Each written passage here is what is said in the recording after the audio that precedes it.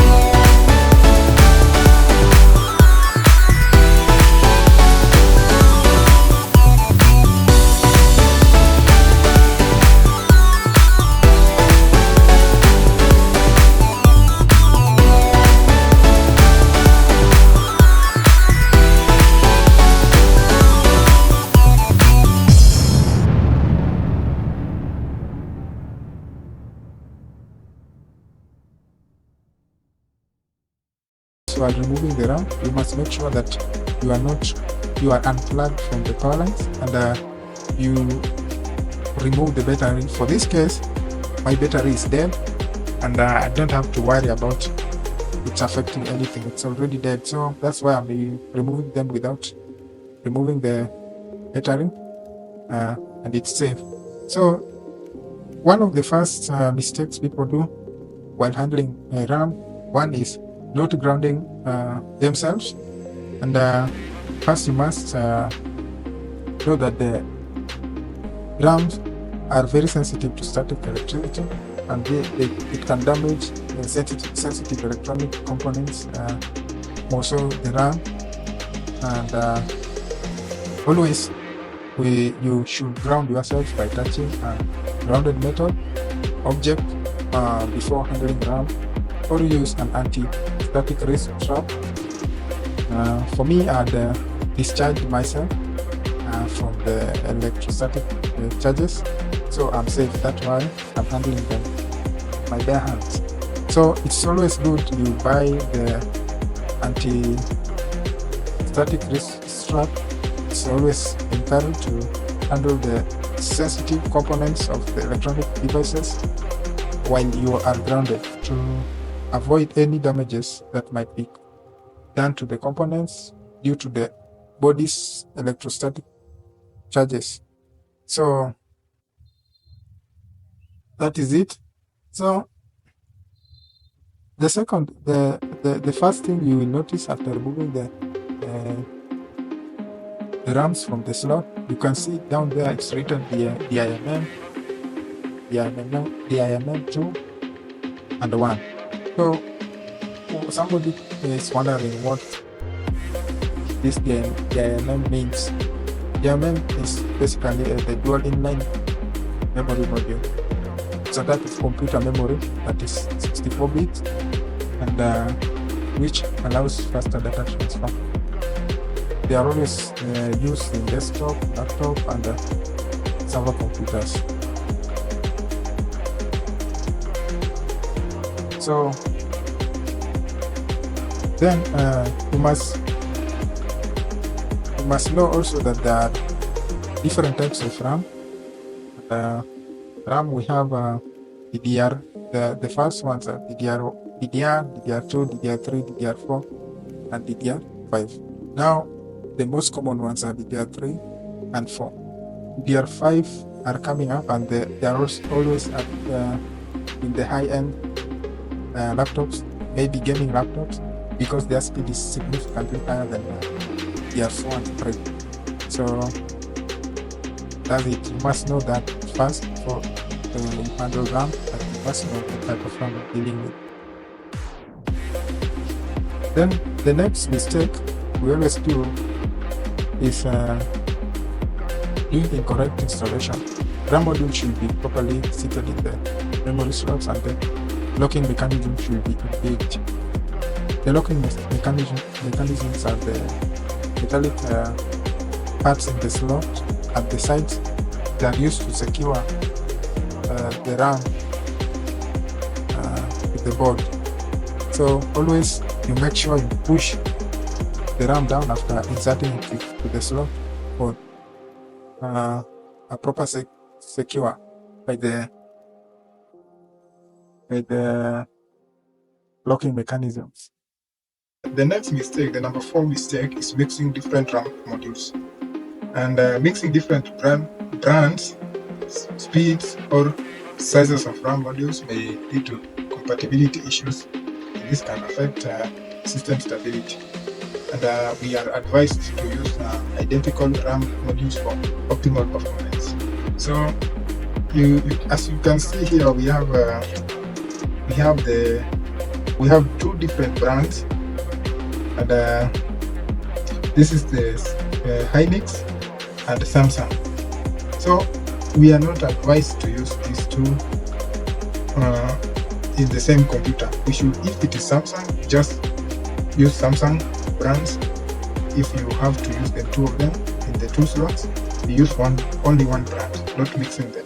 Although this has no many issues, because what matters again is the speed of the RAMs. If they are compatible in speed and they have the same speed, I think it might not bring a lot of problem. So you can still use it, but it's not advisable.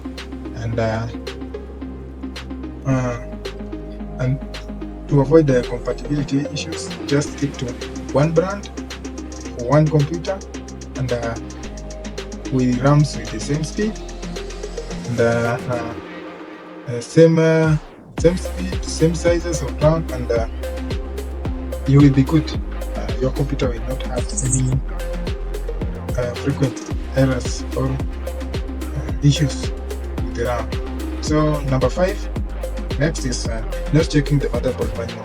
Guys, I know we are poor at checking the motherboard manual, and some may not know what the motherboard manual is, but it's always good to check the specifications of your laptop or your computer or any electronic gadgets, so that The next mistake we always do is not checking the motherboard manual. We should check the motherboard manual to know the specific guidelines regarding the replacement of RAM modules, and consult the motherboard manual to identify the correct slots for installing RAM to ensure proper dual channel or quad channel. So dual channel comes about by if you install 2 RAM of the same capacity, that is, if it's 8, in this case we have 8 to 8 GB RAMs, and they have the same speed. So this, if installed in the laptop or computer, they will run in a dual channel mode, and this will give a significant improvement in the processing speed of the computer, and hence giving you the best output from them. So always make sure you have the same RAM, the same brand, and for them to run on a dual channel mode. Then the next another mistake we always do is not neglecting the firmware updates. We should always update our firmwares to update the BIOS and the FI BIOS /UEFI. So that can improve system compatibility when you install a new RAM. Yeah. So always check on updating the system's firmware update to avoid the running into any other system errors or issues. Number 7 is always we forget to disable power or unplug our computer from the power lines whenever we are removing or installing the RAMs. So before you install a RAM or make sure you don't have any power source like the battery, the plug, you unplug your computer from the lines, and you will be safe. And then the next mistakes we always do is ignoring the system requirements. Some operating systems or applications may have specific RAM requirements. Failing to meet these requirements can lead to performance issues, and so make sure you know the requirement of your operating system. Like for the Windows 11 latest version, generally Windows 11 requires 8 GB RAM and a good processor. So you should always check if your computer or your laptop has the required specification for handling Windows 11 properly before installing. Number 9th mistake we always do is overclocking RAM slots limitation. There's always a privilege you can overclock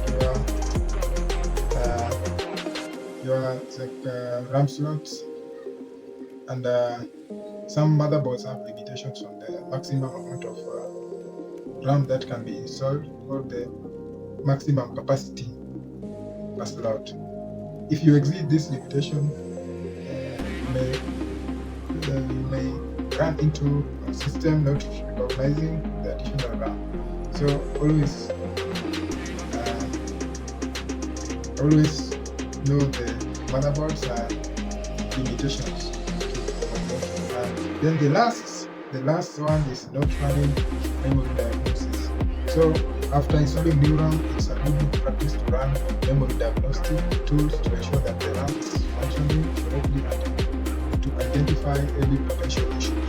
So before we go further, I would like to show you how we can safely secure the RAM to their slots.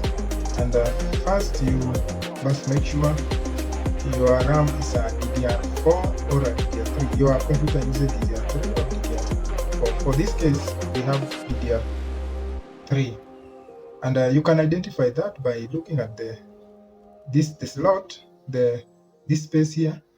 For DDR4, it's almost at the middle of the RAMs, but for DDR3, it's almost to the right, always, or let's say to the left, a bit to the left. So that's a physical indication you can use to identify them. So if you want to install this, first you make sure you hold it properly. Don't hold it with your hands, and with your bare hands without grounding. First, you must make sure the slot is correctly flush into motherboard stick slot, and you must make sure you don't scratch any part of the RAM, because it has conductors which are very minute and they can be destroyed easily, and you end up damaging the RAM completely. So first, after it's safely securing to the slot, what you are going to do is to push it a little bit to the downwards until you hear a clicking sound. So you will push it like this until the clicking sound, that satisfying clicking sound is heard. You will know that your RAM is installed safely. So let's do for the other part. You hold it like this, then push it to the slot, then down, that's how. Then your RAM properly installed. So that's basically how to do it.